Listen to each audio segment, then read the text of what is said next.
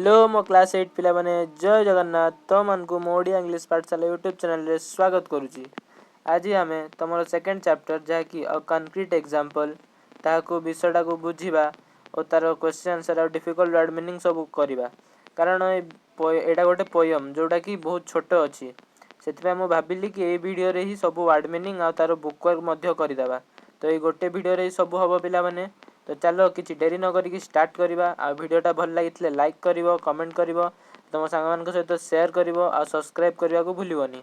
पाखरे आस्तुवा bell notification को मध्य all रे सेट कर देथिवो, जहा फल रे मु छाडिथिबा वीडियो तुम मान को पाखु शीघ्र पहुंची परिवो। बुझि पारलो पिला माने? तो चलो स्टार्ट करिया। अ कंक्रीट एग्जांपल माने कोन पिला माने? कंक्रीट माने कोन पिला माने? कंक्रीट माने जो सीमेंट आ बाली रो जो बनी थाए कंक्रीट रास्ता जेमति देखिथिबो। तो ठोस रास्ता माने पूरा कठोर होई थिबो, सेटा को कहवा जाय कंक्रीट। एग्जांपल माने कोन पिला माने? उदाहरण, कठोर उदाहरण। चलो अछि से विषय ना देखिया कोन अछि पोयम रे। My next door neighbour Mrs Jones माने मोर पाख घर पड़ोसी किए? मिसेस जोन्स किए कहिचंती? ऑथर कहिचंती जे लिखिचंती। Has got a garden full of stones माने से गोटे गार्डन अछि तांकर जहा कि पूरा स्टोन्स रो भर्ती। स्टोन्स माने कोन पिला माने? स्टोन्स माने होची पत्थर। तांको पाखरे गोटे गार्डन अछि जहा कि पत्थर रो पूरा परिपूर्ण होई कि अछि। A crazy path a lily pond माने रास्ताटा पूरा क्रेजी अछि। माने क्रेजी माने कोन पिला माने? क्रेजी माने एमति रे अर्थ तार पागल, किंतु पागल रास्ता तो हबनी ना। एटा पागल रास्ता नहि कि तमे एटा क्रेजी पाथ माने केमितिया पूरा अजब रास्ता सेटा को कुआ जाई परिबो। आ लिली पॉन्ड माने कई फूल थिबा पोखरी रे फुटी थिबा कई फूल मध्य अछि। माने गोटे पोखरी अछि, से पोखरी रे कई फूल फुटीची। और रोकरी एंड जस्ट बियॉन्ड रोकरी माने कोन पिला माने? रोकरी माने पत्थर मझिरे छोट छोट फूल उठीथिबा कि घास गुडी थिबा ताकू रोकरी कुआ जाय। एंड जस्ट बियॉन्ड माने सेटा सेठी ही अछि। A sandal with a strange device माने गोटे सैंडल मध्य अछि विथ ए स्ट्रेंज डिवाइस माने गोटे जंत्र सहित सैंडल अछि। सैंडल माने कोन पिला माने? जोटा कि जदी गोटे डिवाइस अछि जोटा रे जदी खरा बाजिला ताहले ता समय देखेबो। बुझि पारलो पिला माने? Which Mrs Jones thinks rather nice माने मिसेस जोन्स ताकू पूरा भलो भावंती। तापर आगु देखिया थर्ड सेकंड स्टैंजा रे कोन अछि? My next door neighbour Mrs Jones माने मोर घर पाख पड़ोसी जे Mrs Jones puts little plants between the stones माने से छोट छोट प्लांट गुडी को पत्थर मझिरे रोइचंती। They are so delicate and small माने से गुडी को बहुत छोट छोट आ भलो देखा जांती। आ पूरा डेलिकेट अछंती माने जोटा कि छुईले भांगी जीवो, सेतपे सेउडा delicate. They do not mean anything at all माने से गुडी को किछि मीन करंतीनी। I can not think how she gets them in माने से भाबी पार नांती किए? अथॉरिटी भाबी पार नांती जे से पत्थर मझिरे एते छोट छोट गछ केमिति लगाइले। Unless she plants them within A pin माने से गुडी को पिन रे न लगेथिबा द्वारा से गुडी को केबे उठिबो नाही। कारण पत्थर मझिरे छोट छोट पत्थर मझिरे छोट छोट प्लांट लगेया बहुत कष्ट, हां कि नाही पिला माने? चलो देखिया कोन अछि। वीडियोटा भल लागतले लाइक करिवो। आगो देखिया कोन अछि। My next door neighbour Mrs Jones से कोन कहले? once asked me round to see her stones माने से दिने ताको डाकिथिले ताको घरर पूरा पत्थर सब देखिया को। we stood and talked about a flower माने से माने ठिया हेले आ गोटे फूल विषय रे कथा हेले for quite a quarter of an hour quarter of an hour पर्यंत से माने कथा हेले। क्वार्टर ऑफ एन आवर माने कोन पिला माने? 15 मिनिट पर्यंत से माने कथा हेले। Where is this lovely thing माने से पचारले कोठी अछि से भलो जिंस। आई क्राइड माने ऑथर कहले से भलो जिंसटा कोठी अछि। You are standing on it से कहले तमे ता ऊपर ठिया हेइचो। का ऊपर? से फूल ऊपर ठिया हेइचो। के कहले? सी रिप्लाइड मिसेस जोन्स कहले। बुझि पारलो पिला माने? याकू किए लिखिचंती? रेजिनाल्ड आर्केल। याकू यार ऑथर होचंती रेजिनाल्ड आर्केल याकू लिखिचंती। बुझि पारलो पिला माने? वीडियोटा भल लागिला। आगो को देखिया कोन अछि। तम चैप्टर एति की सरला एडा पोयमटा। अब आगो को देखिया कोन अछि। अरे तापर डिफिकल्ट वर्ड मीनिंग अछि पिला माने।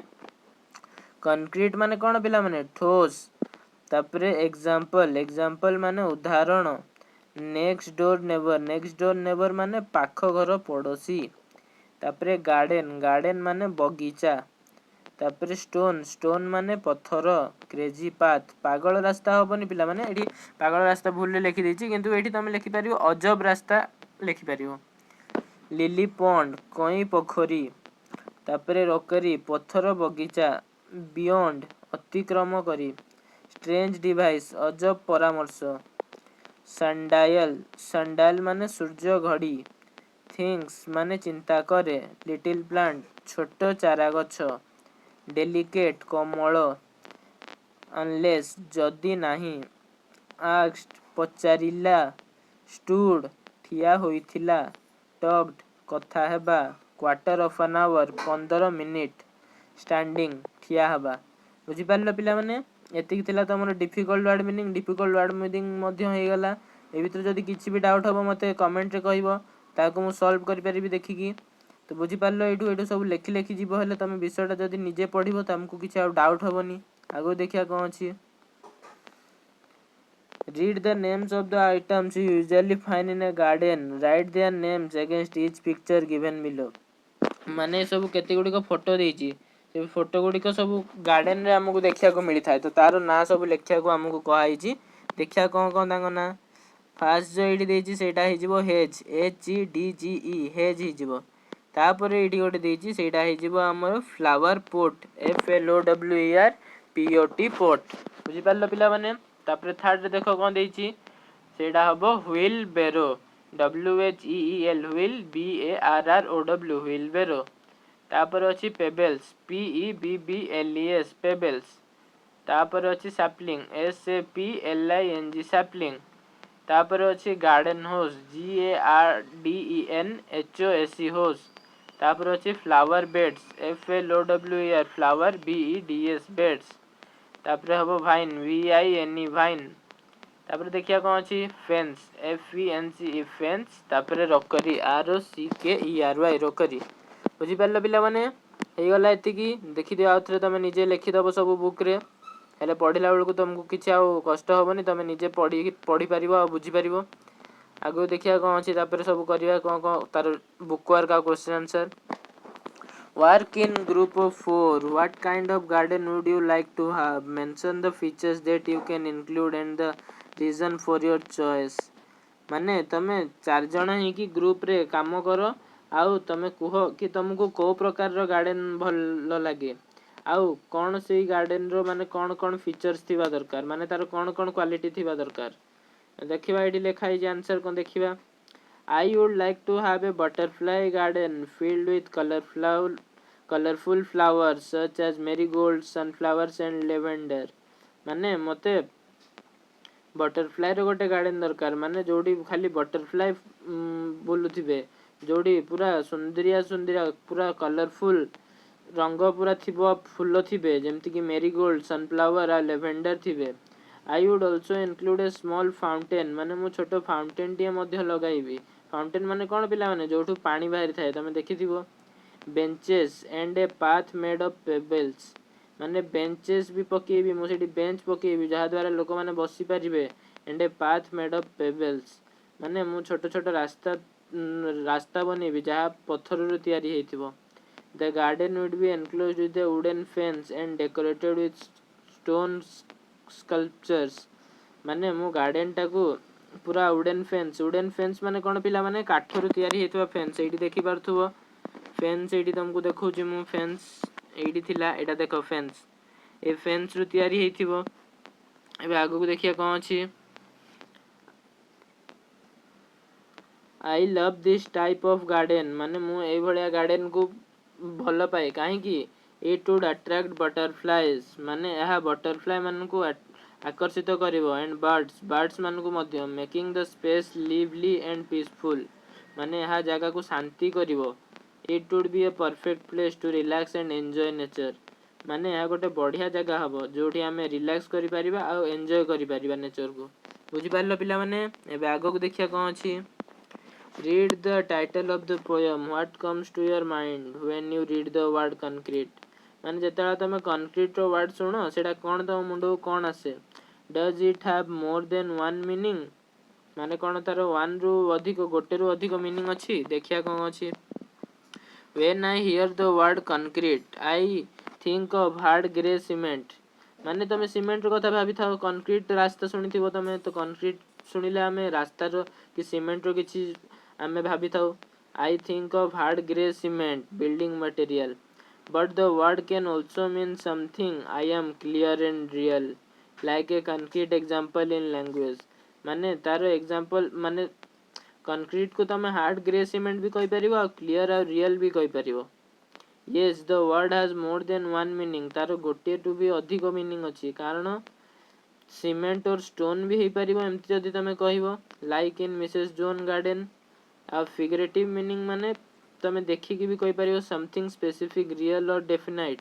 As in clear example this double meaning is a play on word or pun which makes the poem title interesting माने पोएम रो टाइटल टा बहुत इंटरेस्टिंग अच्छी हाँ कि नहीं पिला माने तार बहुत सारा डबल मीनिंग बाहर माने तार दीटा मीनिंग अच्छी हाँ कि नहीं पिला माने आगो को देखिया कौन अच्छी complete the following summary with exact word from the poem one example has been done for you share your answer with your classmates and teachers the poem एडी माने fill in the blanks देछि तो एटा को हम ये करियार अछि तो ताले देखिया कौन कौन हबो days her garden includes a peculiar तो तार आंसर कौन है जो पिला माने फर्स्ट आंसर है जो stones बुझि पारलो पिला माने देखि परथबो एडी stones अछि first answer stones her garden includes a peculiar तापर second a pond and a rockery along with an unusual second है path a pond and a rockery along with an unusual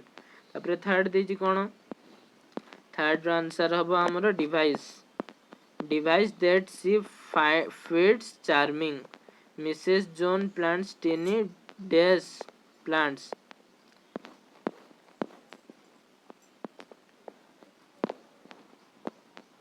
tiny delicate plants जो पिला माने हो कि नहीं between the stones which the speaker thinks must be so small that they are planted with a pin हो कि नहीं पिला माने यार आंसर है जो 5 रो पिन one day Mrs Jones invite the speaker to see her garden and they discuss से माने कोन डिस्कस करथले डिस्कस ए फ्लावर से माने गोटे फ्लावर डिस्कस करथले Mrs Jones treasures when the speaker asks where the lovely 7 answer is वो lovely flower is 7 रो answer is वो flower is lovely flower is Mrs. Jones says that the speaker has been dash on it all along standing on it all along माने 8 answer is वो standing बुझी पारलो पिला माने AD सब answer तुमको मु देखि दोची तमे निजे सब लिखि दबो फर्स्ट आंसर इज वो स्टोन्स तापर second row path third row device fourth row delicate 5 रो pin 6 row flower 7 row lovely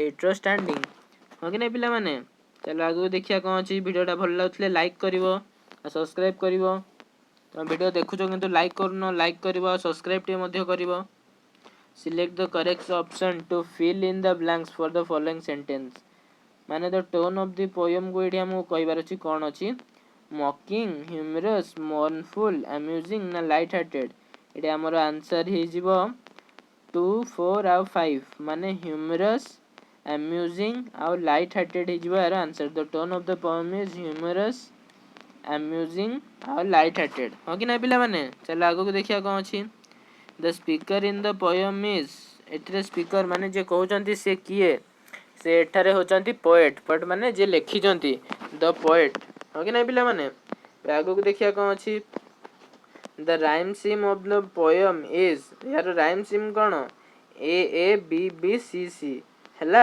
बुझी पारलो पिला माने A A B B C C आगो को बढ़िया कौन अछि देखिबा complete the following sentence by choosing the correct answer ये हमको करेक्ट आंसर रु fill in the blanks पुणी करियार अछि पिला माने देखिया कौन अछि The poet uses the word stones in all the stanzas in order to emphasize her माने से पोएट जो से सब वर्ड स्टोन्स यूज करजंती काहे की यार आंसर हे जिवो ओबेशन विथ स्टोनी गार्डन बुझी पारलो पिला माने तार आंसर कोन हे जिवो ओबेशन विथ स्टोनी गार्डन तापर सेकंड देखिबा the poet uses imaginary imagery to describe the features of the garden that helps reader visualize the garden's peculiar nature. यार आंसर कौन है? Visualize the garden's peculiar nature.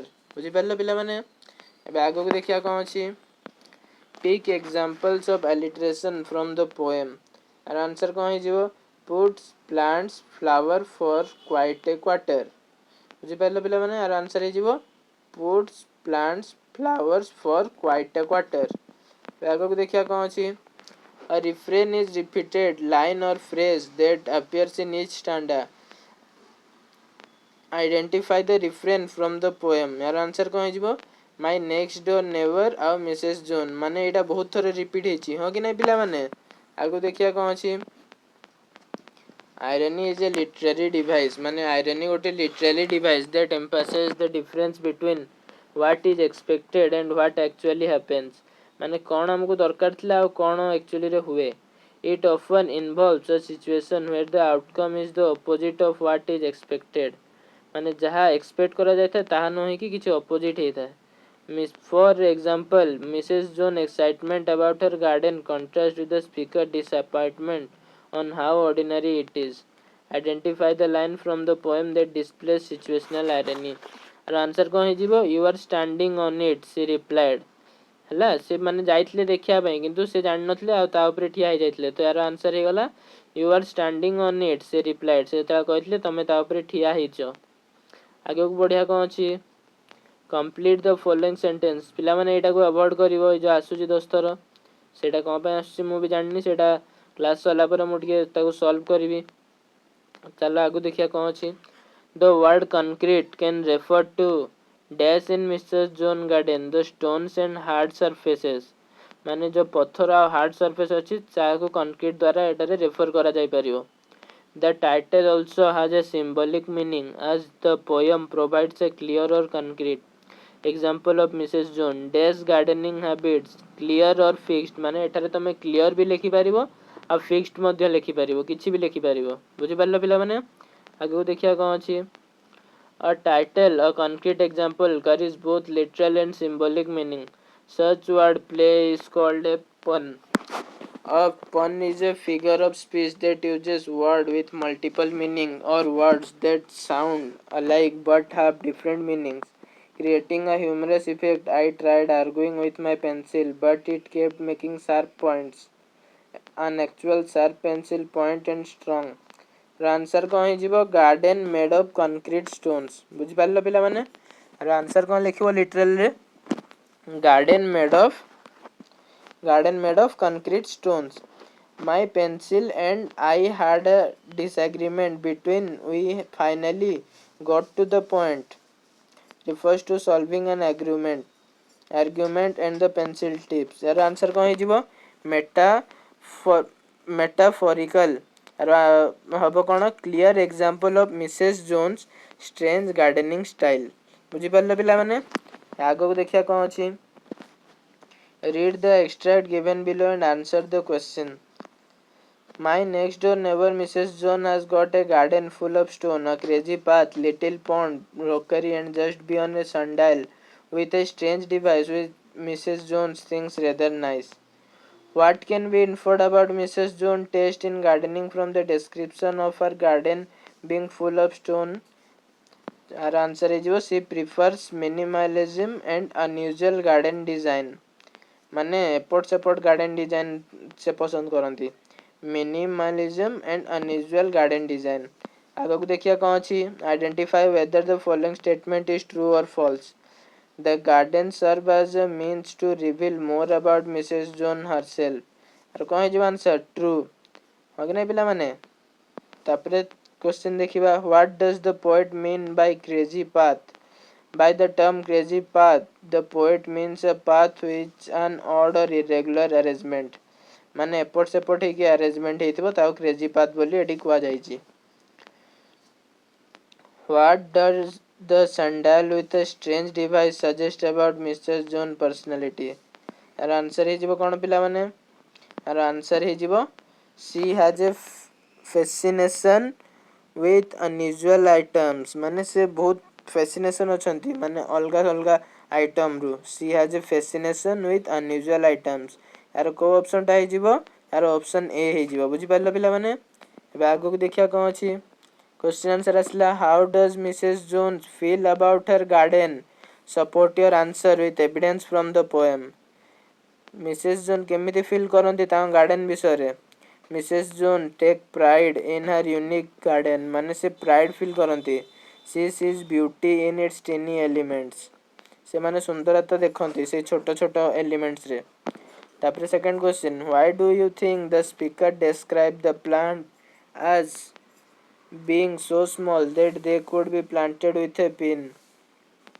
माने speaker एटारे काहे की कहि जंती plant गुडी को एते छोट अछि जहा की पिन द्वारा ही प्लांट करि जाय परिबो आंसर ही जीवो the speaker describe the plant as being so small ताको बहुत छोट भाबी जंती काहे की as that they could be planted with a pin because they are so small and delicate कारण से प्लांट गुडी को बहुत छोट अछंती आ कोमल अछंती बुझी पारलो पिला माने आगु को देखिया कोन अछि what do you get to know about Mrs Jone based on her gardening style and her interaction with the speaker based on her gardening style and her interaction with the speaker it is obvious that Mrs. Jones is detail oriented eccentric and values things that others may overlook बुझी पारलो पिला माने आगो को देखिया कोन अछि The poem portrays Mrs. Jones in a positive light. Support this statement.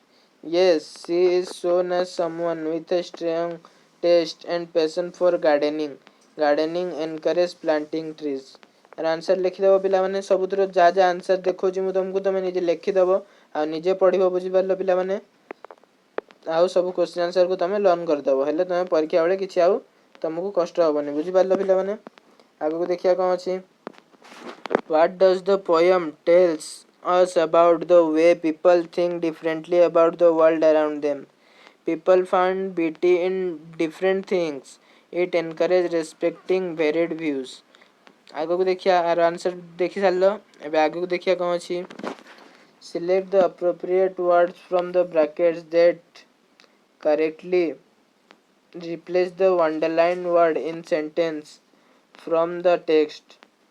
देखिबा एटी कोन अछि sandal with strange device strange रो एटी कोन हे जो पिला माने एटी स्ट्रेंज रो पेक्युलर डिवाइस मध्ये होई परिबो which Mrs Jones thinks rather nice nice रो एटी कोन हे परिबो पिला माने नाइस जगह रे तमे चार्मिंग भी लिखि परिबो तापर third they are so delicate delicate जगह रे तमे कोन लिखि परिबो fragile where is this lovely thing I cried cried जगह रे कोन लिखि परिबो एक्सक्लेम्ड बुझी पारलो पिला माने आगो को देखिया कोन अछि the sandal is referred to as a device in the poem works in pair to infer the meaning of device share your thoughts with your classmate and teachers यार आंसर कोन हे जिवो the word device means a piece of equipment that has been designed to do a particular work माने device माने कोनोसी एको जिनिस जा कि एमिति डिजाइन करा है थाए जा द्वारा हम किछि गोटे कार्य करि परिबा बुझी पारलो पिला माने Now match the type of instrument in column 1 with the definition in column 2.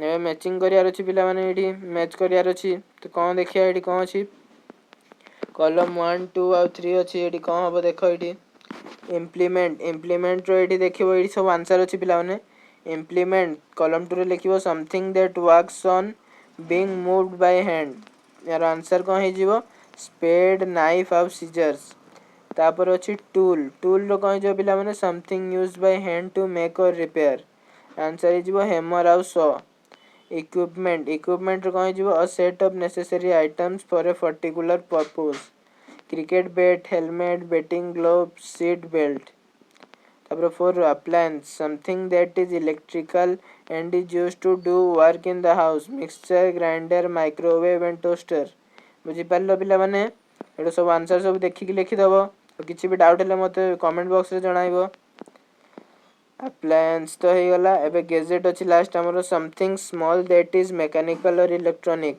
Mobile phone laptop remote control बुझी पारलो एटा भी हे गला एबे आगो को देखिया एटा लास्ट अछि तमरो complete the table by making new words एडो नो वर्ड्स करी कि ये करियार अछि हमको कंप्लीट करियार अछि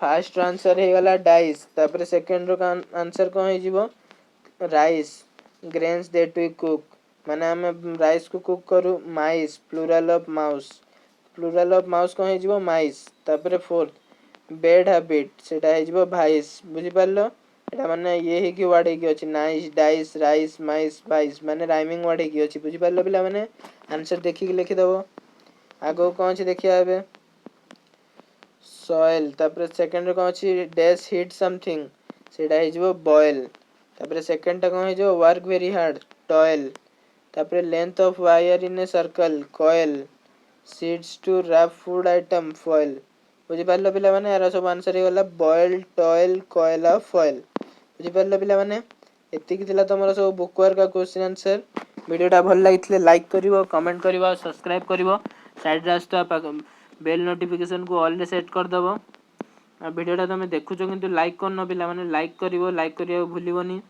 वीडियोटा भल लागितले कमेंट मध्य करिवो आ जदि एमिति को छोट छोट विषय जदि तमरो थिबो सेटा को मु तार डिफिकल्ट वर्ड मीनिंग और क्वेश्चन आंसर जॉइन करके नहीं आसीबी गोटे वीडियो रे ताले तुमको हेल्प होबो आ जो बड़ विषय थिबो सेटा को दीटा वीडियो करिया पड़िबो बुझि पारलो पिला माने तो आज एति की रहिबा जय जगन्नाथ।